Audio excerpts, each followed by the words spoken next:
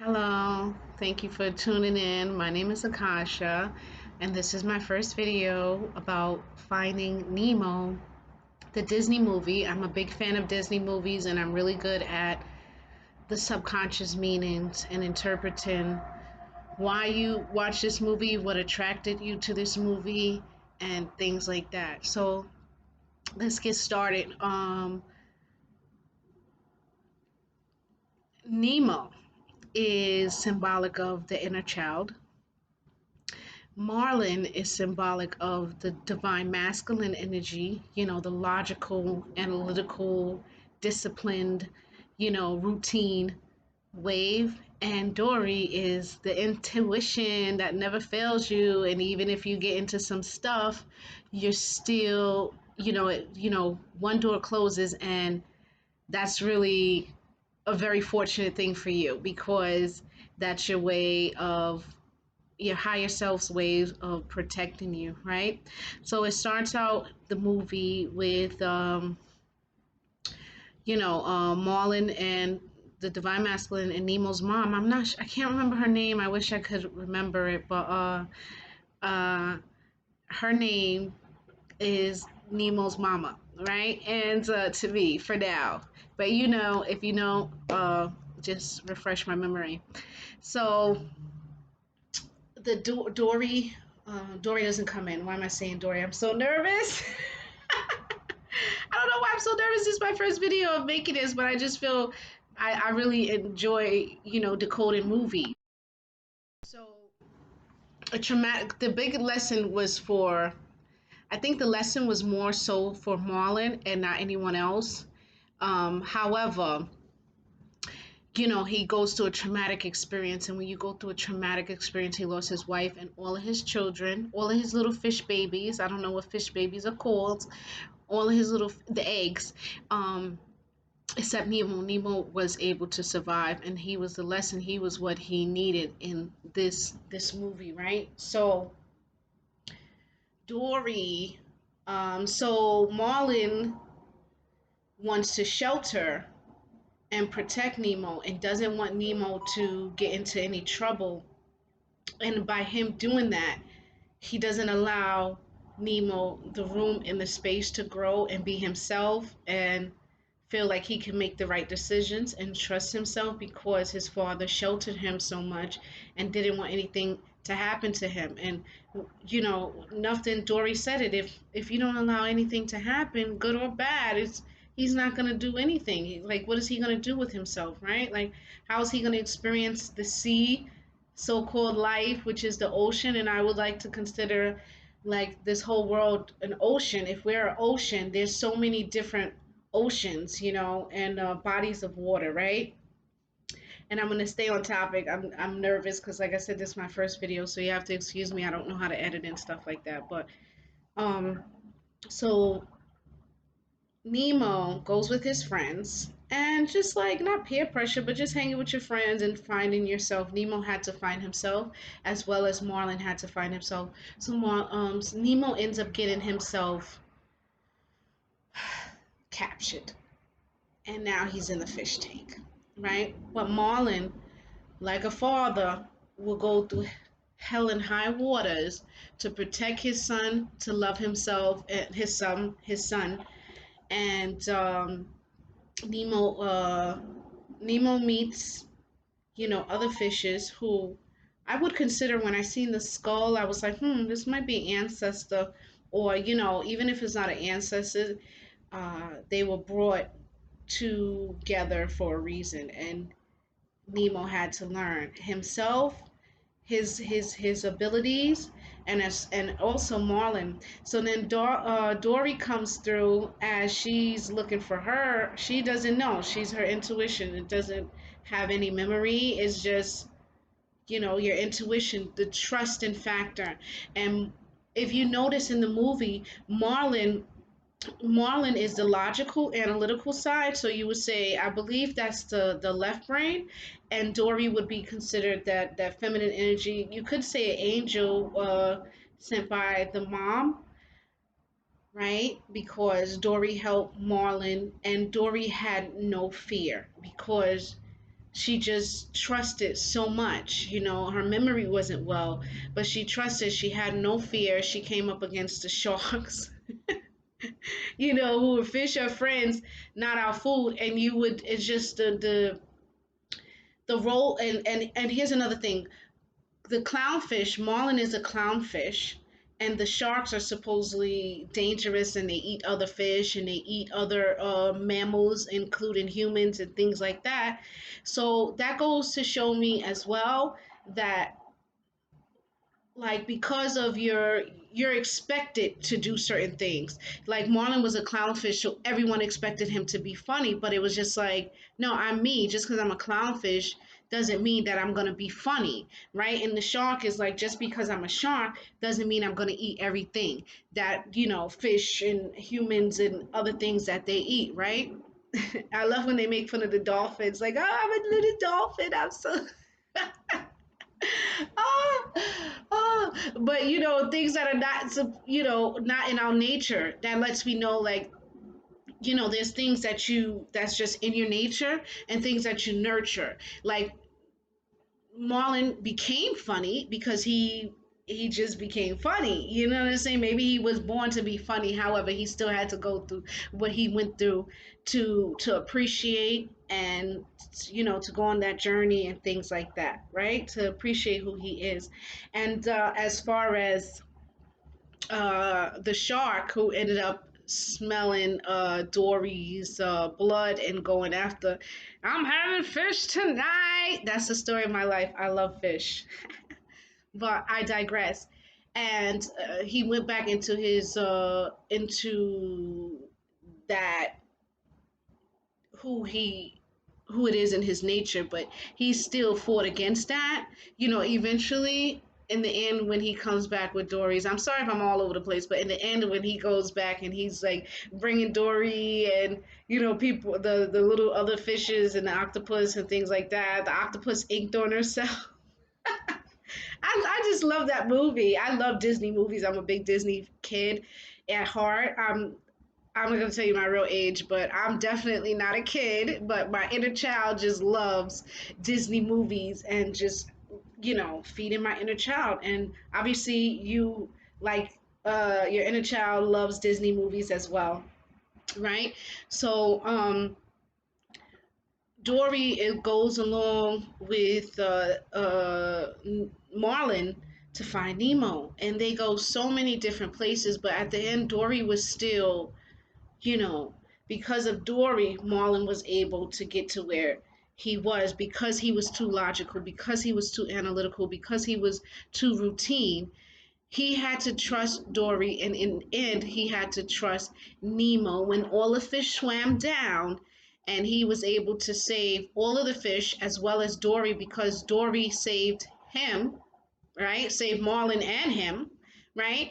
And then Dory, you know, ended up finding Nemo. You know, they ended up crossing paths. So it was all meant to be, and everything happens for a reason. Even when one door closes, be grateful. Or when you run across someone who's not good for you have to be grateful, and trust that your intuition, you know, they say, was it man's rejection is God protection?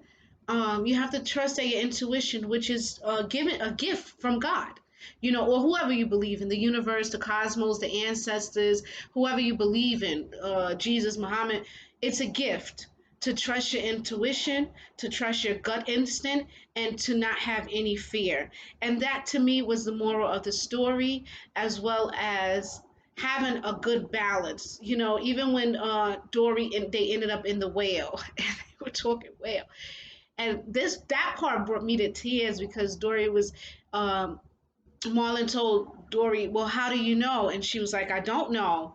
And that's the thing. Sometimes you have to just trust and let go. And then what? The whale, the water came out of the whale, and they got to where they were going. So, and they were protected. That whale was a protection, even though they thought, like, oh, he's eating us and we're going to die, blah, blah, blah. It still was a protection for them to get further along their journey to Sydney, Australia, right? I love the turtle, totally do, which is about longevity, stability, knowing your destination, and just keep on moving. As long as you keep on moving, you're gonna get there. Um, what else? One moment. Okay, so I just played the movie. Her name is Coral Jr. Coral Jr. Her name is Coral. I'm at the beginning of the movie where they are picking out the names for the children, and Coral says she wants one to be Nemo. So that's beautiful, and that's how Nemo got his name from his mama, who passed on, who is now an ancestor. Shout out to the ancestors, right? Your passed on loved ones. In the beginning, Coral sacrificed her life to save her unborn babies, and the only one that did survive was Nemo. However, I think it was 400, and Coral was saying to Marlin, odds are one of them will like you, and that one of them, and it's crazy how only one of them survived, which was Nemo.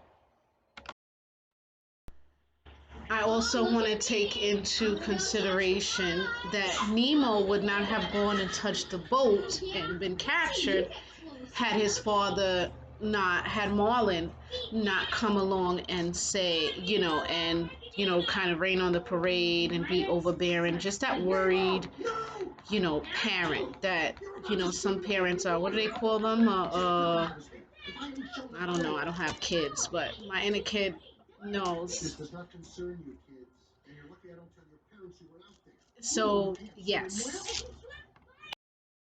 I also want to say for the lesson for Marlon is fear doesn't exist, and you can't live your life in a state of fear. Even if you feel fear, be courageous, be brave, trust your intuition.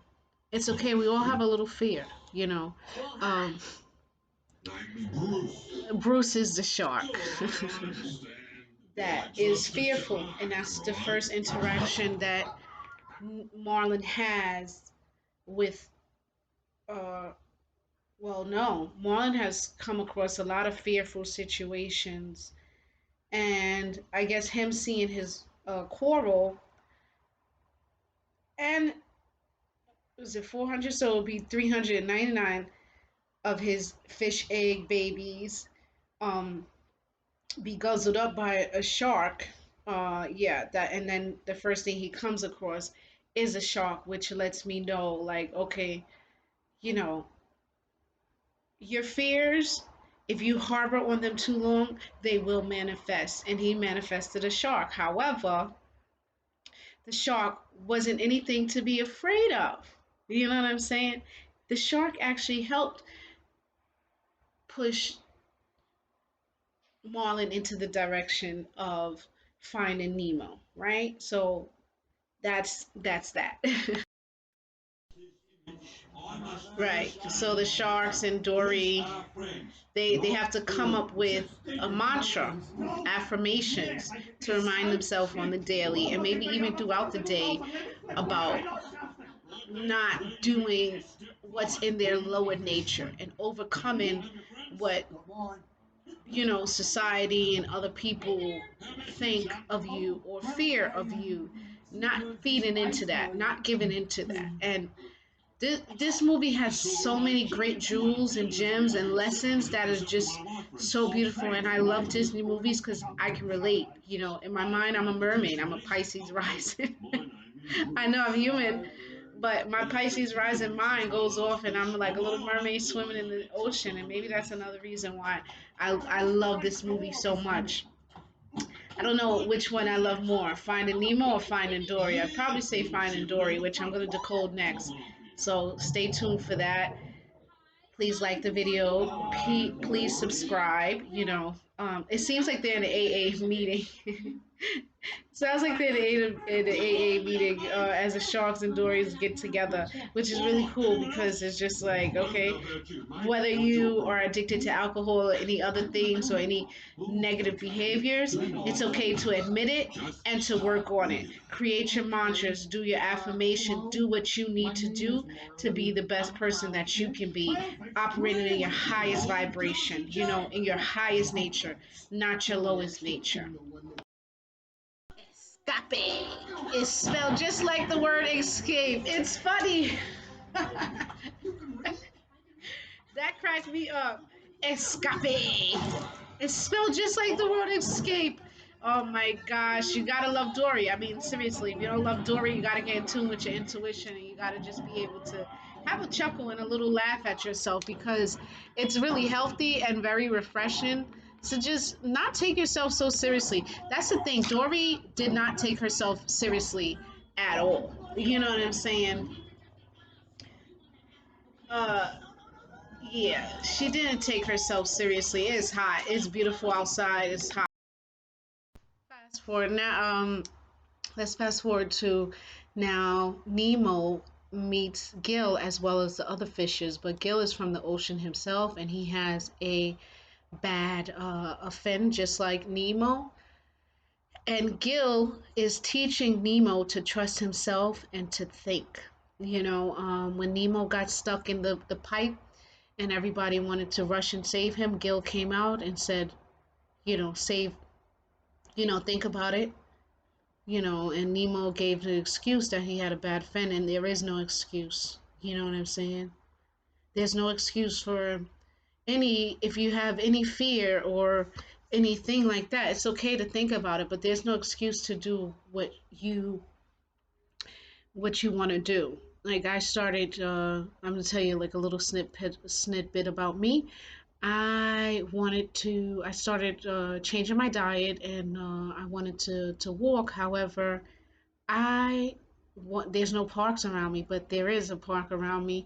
However, someone told me there was like there's no excuse, and so every morning I wake up and I walk around 3 miles around my apartment complex. So there was no excuse. So whatever excuse you think you have, you still can do it. I don't know who that message is for, but whatever excuse you think you have, you still can do it. There is no excuses. Think about it and work with what you have, and you have divine intuition, you have your gut instinct, you have your logical mind, you know what I'm saying? You have experience. And Nemo is very, very intelligent, very, very smart because they also flash to a picture of the dentist's niece. I'm not sure if I'm saying that correctly, but they flash, and she has a fish, and he's upside down dead. And then fast forward towards the end of the movie, Nemo plays dead because he's seen that image. So shout out to Nemo for being highly intelligent. And listen, trust your children, trust your inner child. Don't be afraid or just don't think that they don't know anything because they're younger than you. But they're a new level of teaching. You know what I'm saying? You have to be open to learn from them and to trust, just listen. Even if it sounds crazy, still listen. Allow them to be able to think for themselves, allow them to be able to do for themselves, allow them to be able to go out in the world. And because you can't shelter them from everything, good or bad, they have to go through what they have to go through. Here tonight, no eating here tonight. You wanna die? That was the next fear that Marlon had to go through with Dory. Dory knows how to read, which is beautiful, and the fish, that was an ugly fish. I don't know what the name of it, and it had the light. And Dory kept saying, "Bring the light here, bring the light here." Like she's so calm, and Marlon is freaking out. Do you know somebody like that in your life, like where you're just like, you know what, I'm gonna stay cool, and this person is like always in panic, fearful mode. Yeah, that was hilarious. But yes, yeah. So now let's talk about the ceremonial initiation through Gil and the other ones, and Nemo is now shark bait and not Nemo. And basically, Gil is, I guess he's been trying to escape for a very long time, and he's done this several times before because everyone's like, oh no, not again, blah blah blah, right?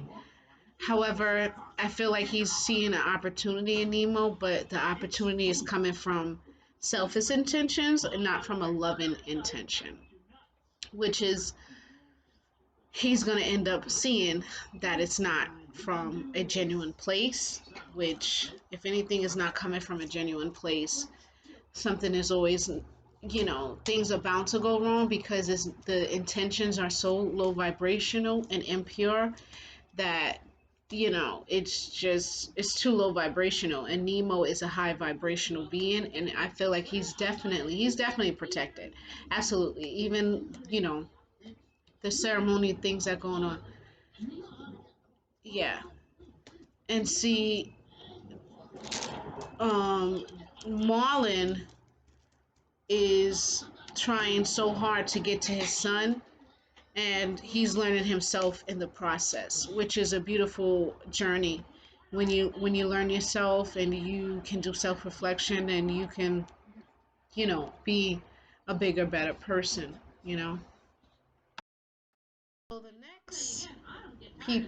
next school of fish, I don't know, fish life that Marlin and Dory run across is a school of fish who keep running away from Marlin.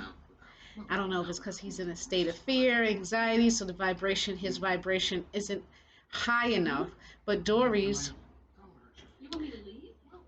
Marlon hurts Dory's feelings. And he's saying that she's causing delays and things like that. But little does he knows he needs Dory. And he makes her cry. And, Dory thinks Marlon doesn't like her. And the school of fish, who is going to help Marlon and Dory get to Nemo, actually connect to Dory and want to protect and help Dory because Dory has an innocence about her. Dory has a trust thing. She's not in a state of fear, you know?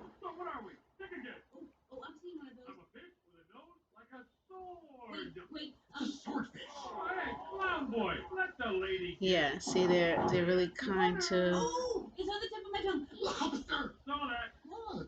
Lots of legs live in the ocean. Kudos to them. Oh, it's the whale of a tale, I'll tell you. Yeah, Dory is so innocent and so pure, and so trusting and so loving, so lovable. How could you not love Dory? Seriously, how could you not love Dory? If you tell me you don't like Dory, something's wrong with you. Something is wrong with you. But Dory is needed. We need our intuition. We need our innocence. We need our childlike, heart. Maybe not the mindset, because you need the logical side as well. And someone, you need to protect yourself. And they're both, to me, are working together to help and protect and bring that balance, like yin and yang. They bring the balance together. Dory did it. Dory was able to get the fish to tell the school of fish to tell them which direction was the East Australian current. And see, here's the thing with the trench and stuff like that. Dory doesn't have good memory. And Marlon is so in a hurry that he doesn't listen to Dory. He doesn't. And she goes, "Nice stretch." And they're supposed to fly. They're supposed to swim. Oh fuck! They're supposed to swim through the trenches, but yeah, little red flag. And he's not listening to Dory because Dory is saying something's telling me you should swim through it, right? And Marlon doesn't want to listen to her because the fish didn't tell him. They told Dory because of her innocence and things like that. And she just ends up going. But what happens? Now Marlon's next fear for not trusting and listening to Dory. They go through a valley of jellyfishes, and they have to fight that. And he shall be here squishy. And it's a jellyfish. That's That's me with my ferrets. I mean, like, bad ferret. But he doesn't mean to. Both my ferrets don't mean to. But they end up going through the jellyfishes and getting stung and things like that because Marlin was so in a hurry, didn't listen, rushed without Dory, and Dory doesn't remember. And Marlon actually did a mind manipulation thing to say, look over there, because her memory is so short term, she didn't even remember to go right, to go through the trenches and not over the trenches. But look at Dory. Dory starts, yeah, she's hopping on the jellyfishes, and she's still, her inner child is coming out, not fear. They're not going to sting her because she's bouncing on them. And Marlon doesn't want to bounce. He doesn't want to play.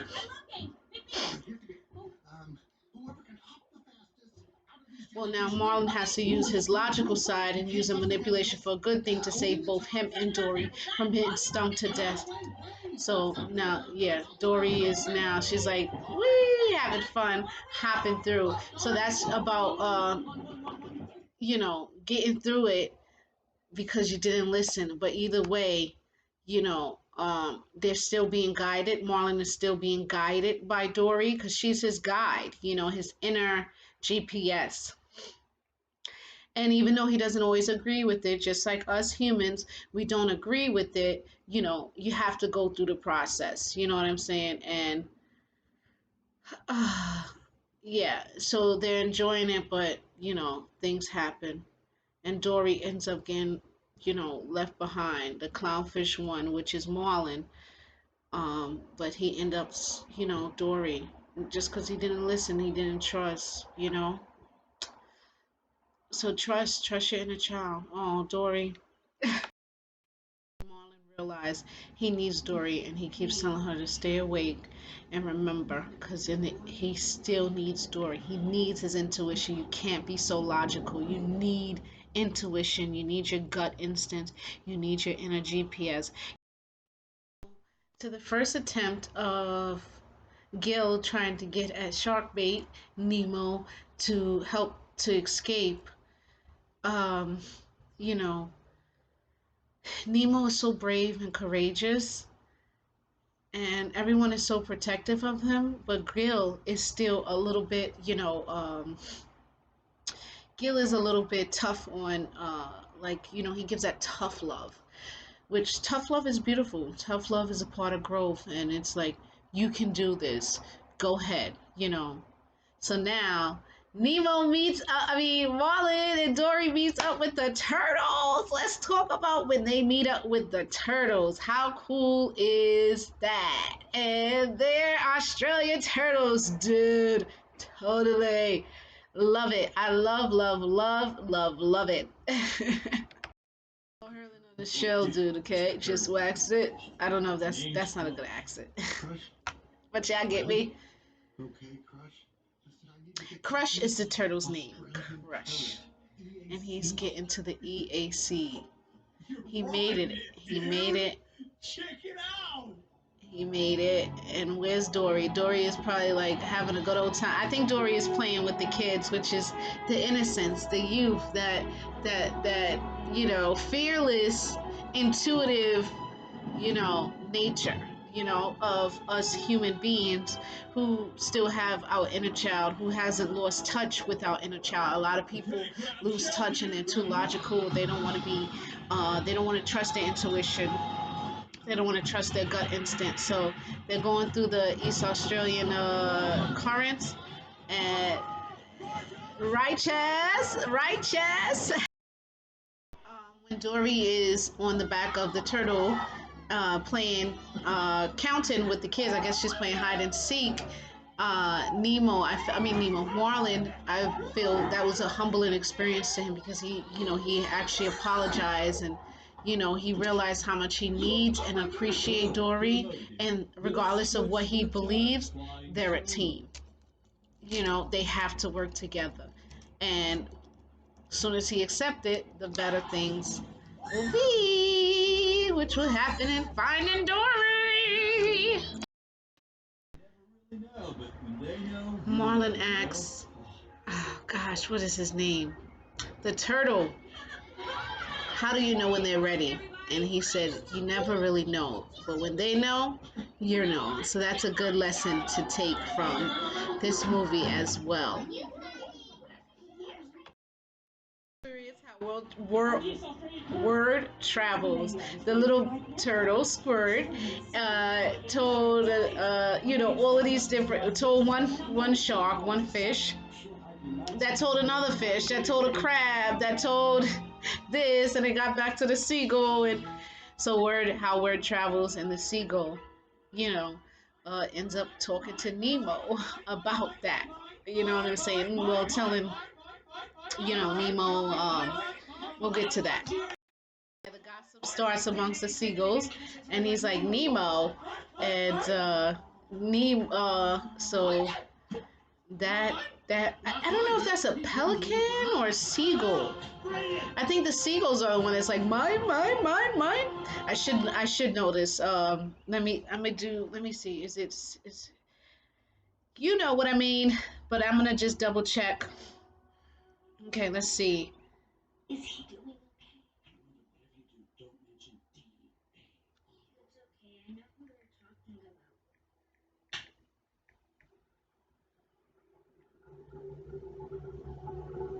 Okay, yeah, the seagulls are the ones that are saying mine, mine, mine.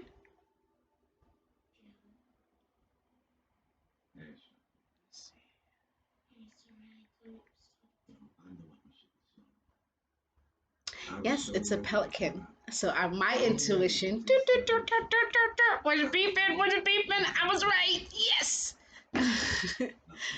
and and Gil has a self-reflective moment.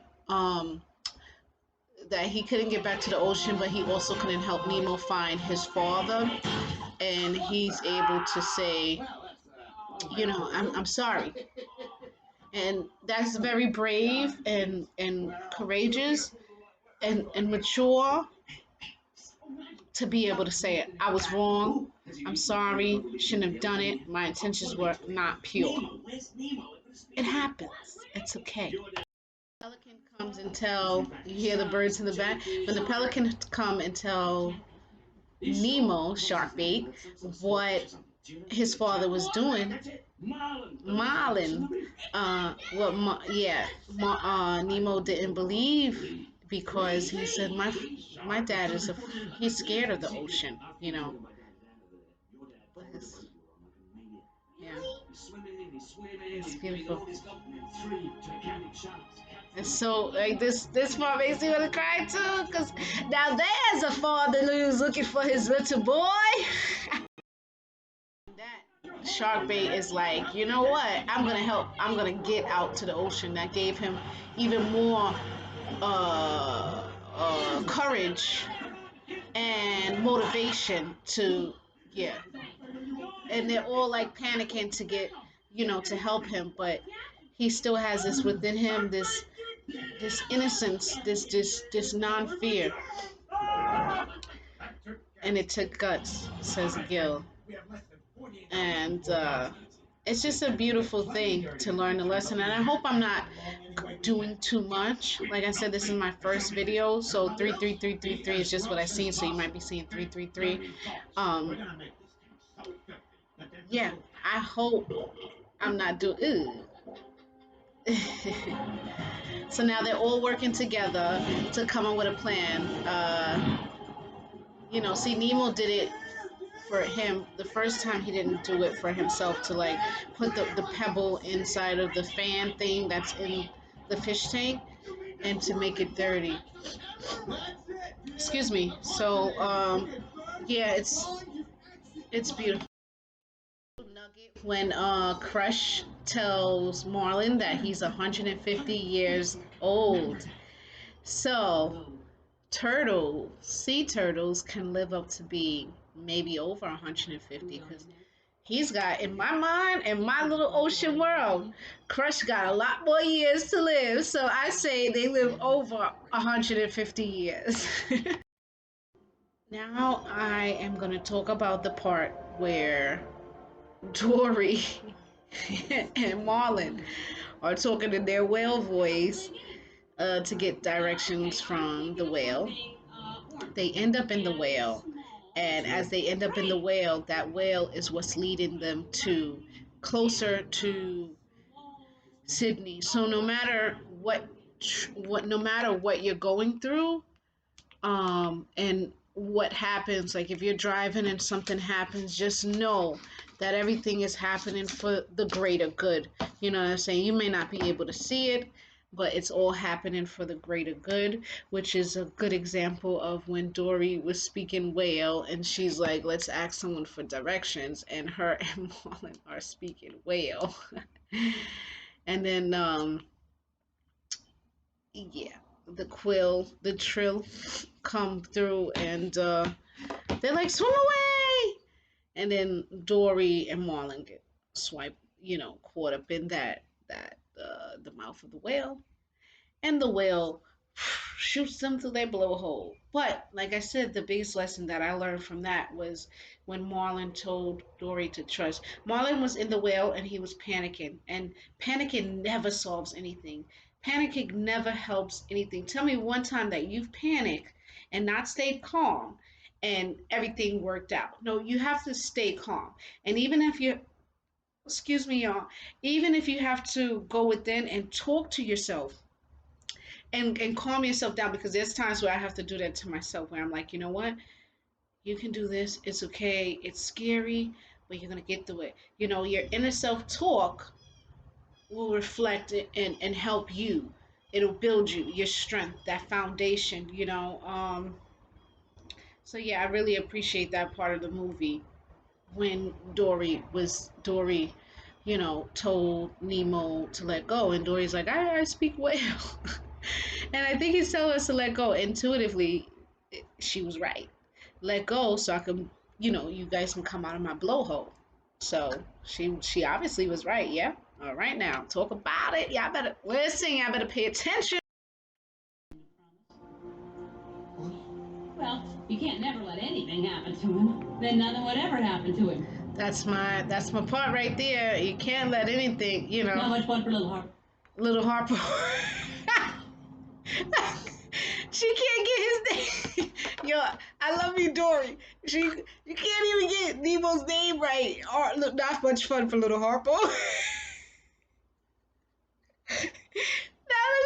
And then she calls him so many different names. It's so sad. It's funny. It's so innocent that it's just like, how could you not laugh and find this freaking hilarious? I love it. Not much fun for little Harpo. Nemo. Dory tells, they're looking at the water go down. Marlon says it's half empty. Dory says, I say it's half full. And there you go. There's a mindset. There's a difference of mindset of in having faith and trusting and being one with the divine, whoever you consider, and versus being in fear, in lack, in anxiety, in panic mode, where it's just like you can't see any good out of all of this. And I love this because I'm able to sit back and do the self-reflection, and obviously you are too. Thank you for being here with me this long. You are a trooper. Shout out to you. Yeah, subconscious unlock lover. Yeah. As I've seen this movie, sometimes you can watch a movie more than once and you'll find something different, something new. Recently I watched this movie. He said, Dory, I'll let this go. Dory is saying that the whale is saying it's time to let go. Everything will be all right. And Marlon says, how do you know?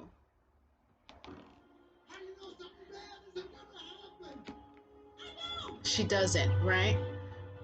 And then he ends up trusting. He had to trust Dory, and he let go. And that part made me cry so hard the other day that I said I had to decode this movie. And look, now they're going through the blowfish, and now they're back in the water. you know, and see, now Marlon is happy. But it's just like if you had trusted, you wouldn't panic.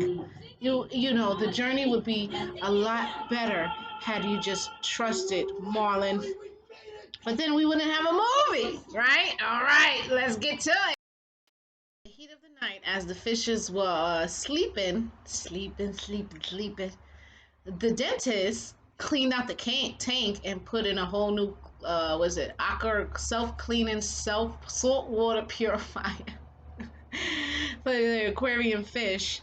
And so, which is good because, like I said, everything happens for a reason. And had I was about to say Leon. Why did I say Leon? Had Nemo and Gil and the rest of the fish escaped, earlier, Nemo probably wouldn't have crossed paths with his father and Dory. So there you are, right timing, right place. Everything happens for a reason, and you have to be grateful for every step, even if it appears to be bad or it appears to be the worst situation. You have to be grateful for everything, and everything is going to work out and swim down.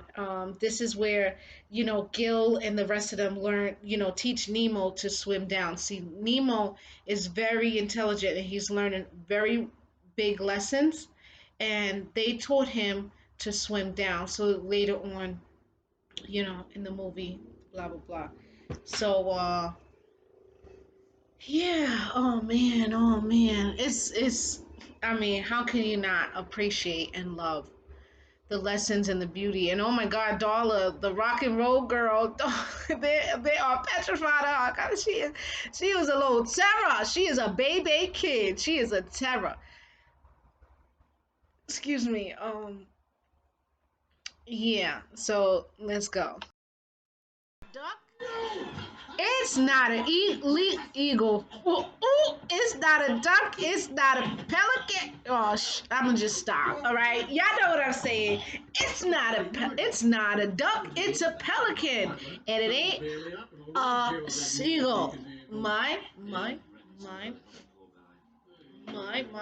And see, that pelican is so wise. And the reason he's able to see right place, right time, he goes to save, nobody else goes to save Gerald, which is another pelican. No one saves no one goes to help him, but this pelican went to help the other pelican who had Nemo and Dory stuck in his throat. And I said Nemo, Marlin stuck in his throat, and Marlin was like, I haven't come this far to, blah, blah, blah, right? To give up now. Basically, like, I'm not going to give up now. I went through all of this. I faced sharks and jellyfishes and all these different things. And I'm going to get my son. So that's what I really, really love. But the fact that the pelican was there, he heard the stories, he knows Nemo. Right time, right place, a so cool. I call it like, wow, what an angel. These guardian angels that are heaven sent. So, um, yeah, he goes back, and now they're going to see Nemo, but Nemo is playing dead because that's what he's seen in the picture, and you have to be flushed down the toilet, which is the drain. So he's thinking already steps ahead. Like, how could you not trust this kid? He's a child. You know what I'm saying? So yeah, it's bittersweet, and everything had to happen for a reason. How are they really gonna get? How are they really gonna get Nemo out of there? Everything had to happen in divine order, and they had to all trust. Twinkle, twinkle, little star. Darla, Darla is a little terror. Find a happy place, find a happy face. She's poking, and you hear it. Like, that's some shit from Chucky or some scary movie. I'm not into big horror movies. I'm a big Disney kid, mystical fantasy. If you want me to decode any movies for you, anything, not all, but let's say mystical, fantasy, Disney, anything about witches and adventures, like a quest. I can decode it, subconsciously, tell you the meaning behind it, the lessons behind it, because a lot of people go into movies and they watch movies just for entertainment, but they don't see the subconscious message or even why their subconscious self even attracted them to this movie. Because there's certain movies like I just won't watch movies about the end of the world, destructions, zombies, Walking Dead, things like that. Like that just does not resonate with my heart because I'm not in such a low vibrational place of fear. You know what I'm saying? So, and it's so funny how they added dentists. I used to be a dental assistant. I used to be a dental assistant, and my favorite one was working with children because it was just so much fun. You walk in, it's colorful. It's like, we sang to the kids, we teach them how to brush their teeth and all those things like that. And it was really such a wonderful experience. Like, I loved all the kids. I really felt like, not necessarily that they was my friends, but they were just so cool and misunderstood that it was just like, come on, little kid, I understand dentists look scary, it sounds scary. So we did a couple of things, and but in the movie it's like the kid is like getting traumatized in the office hearing all the chaos, but that's not really what was going on. And see, now Gil sacrificed himself to get to Darla, to get Nemo to flush himself down the toilet and things like that. Like for the dentist to flush Nemo down the toilet, but if he was flushed down the toilet, he would not. Well, maybe because oh no, yeah, even the water, yeah. Gil sacrifice. Oh my God, I want to cry. Why I want to cry? Oh my God, why do I want to cry? Gil sacrificed himself to save. Oh my God. Oh my God. I just think it's so beautiful how Gil sacrificed himself, and he had pure loving intentions to get Nemo back to his father.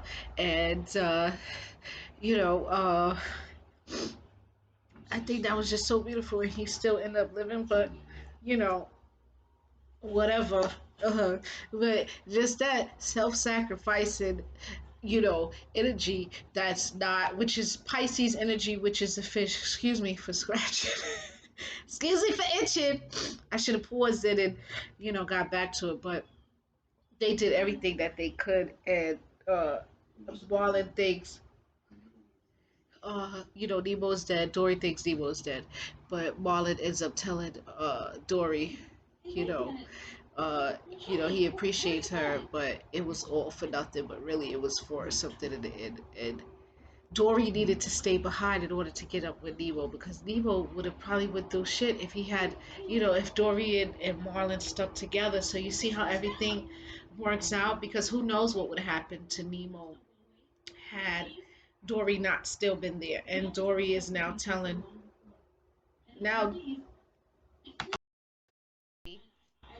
is asking Marlin to stay, but really Dory needs to stay to meet up with Nemo, which is, I would say, his guardian angel. So it's so beautiful that it brings me to tears no matter how many times I watch this movie. Certain parts just make me cry. Just my heart goes pitter patter, pitter pitter patter. Oh my God, it's so beautiful. And I love how the crabs are there, and those are just like humans. Crabs trying to keep you down, want to be tough. I'm tough. Get out of here. But yeah, he sees he sees Marlon, but he's so tough. Yeah, he sees Marlon swim by,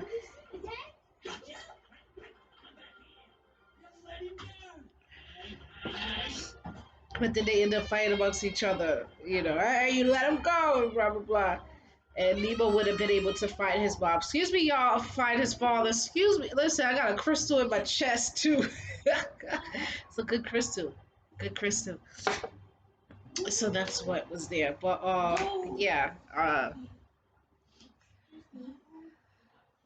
Now Nemo is hi Leo. Now Nemo is with Dory, and Nemo is helping, and he's hi Leo.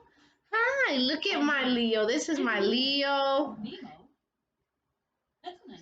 Nemo, that's a nice name. See, Dory don't even remember. Hi, sleepyhead. Hi, you want to say hello? Say, we're decoding Finding Nemo. Look at me. Look how cute I am. Can I have a kiss? No kiss for me? Oh, you're so sweet. Okay. You want to go eat, boo boo? Sydney. So Dory remembers.